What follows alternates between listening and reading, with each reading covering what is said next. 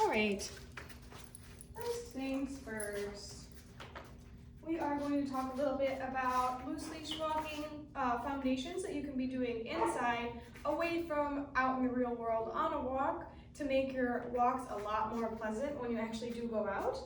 One of those things that you can do to start teaching him how to get into heel position and to start building value for heel position at home. It's lure to heel. And all we're gonna do is we're gonna take a handful of cookies. You can hold them in your right hand, or you can just have them in a bowl nearby. And then just take one of them in your left hand.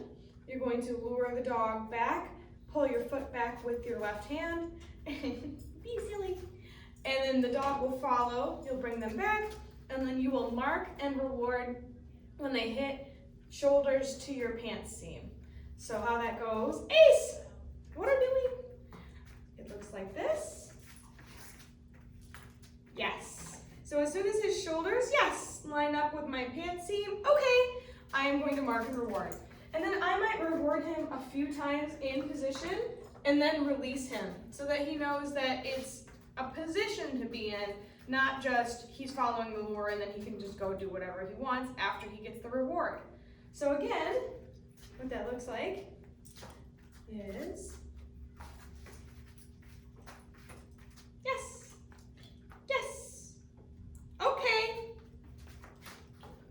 And I would vary the amounts of times that you reward in heel after he gets there so that he's not just thinking, oh, I'm going to heel, I eat 2 cookies, and then I leave. Dogs are very quick to pick up on patterns, and if you catch him picking up on something like that, I imagine that he would be a little bit of a stinker sometimes. Oh, a whole lot of chicken. All right.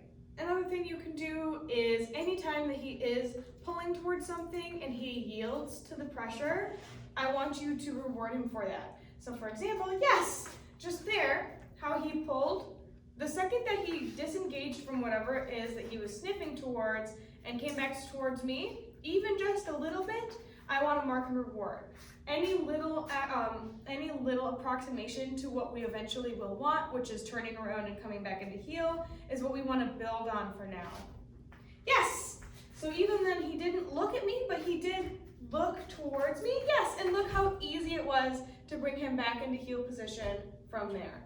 Okay, so then the next step in lure to heel is going to be to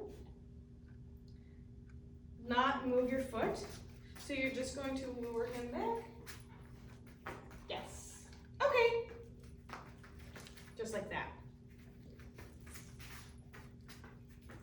Yes. Yes. Yes. Okay. And that is lure to heel. The next exercise to help build value with being in heel position and learn a little bit more about moving with you is going to be choose to heel. So to start, again, I'm going to have my cookies ready in my right hand or in a bowl nearby. I prefer them on me for this exercise, and you can have them in a pocket, in your treat pouch, whatever. But I do like to have a pre-counted out amount of cookies just to keep myself accountable and also to make sure that I know how much I'm doing and I can keep track of that a little bit more easily. You can't absolutely just do a random amount, but I prefer personally to be able to keep track of these kinds of things. So what I'm going to do is I'm just going to start walking. And you can do this on leash or off leash. I would start doing this in a really calm environment, like maybe your living room or a hallway inside or something like that, before taking it even to your backyard. And anytime he's sniffing like this, I'm going to give him his time. I'm going to wait for him to re-engage with me. All right, you ready? Yes.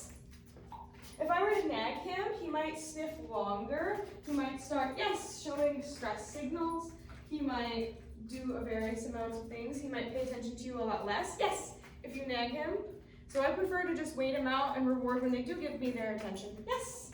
So what you're going to do is you're just walking around. Yes, and anytime again that his shoulders line up with your pants seam. Yes. Or he's in heel position and yes, looking at you, I want you to mark and reward. When you're out on a walk, you can do this too. Yes, I would always have high value treats with me whenever I'm on a walk. Yes, and anytime you notice him choosing to be in heel position, yes, I want you to mark and reward. Yes. So this is choose to heel. And I don't need to do anything particular with my hand. I just have it up like that because this is what he does when you hold it down. Yes. You're so silly. Yes. And I want to practice a lot of about turns and not turning into him as much.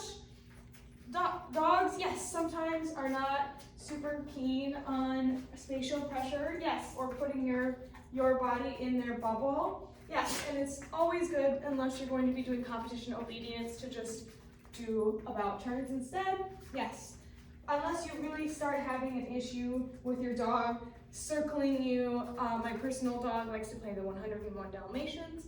She can't do circles because she thinks that now she can just go around two people when we're walking together. So instead I do a lot of left turns with her, but she's a sport dog. That's completely unnecessary. I would do mostly, yes, about turns with him and just build value, yes, for being in heel position. Yes. Okay. And then at the end, I always want to release him again so that he knows that this is a position and not just something that's going on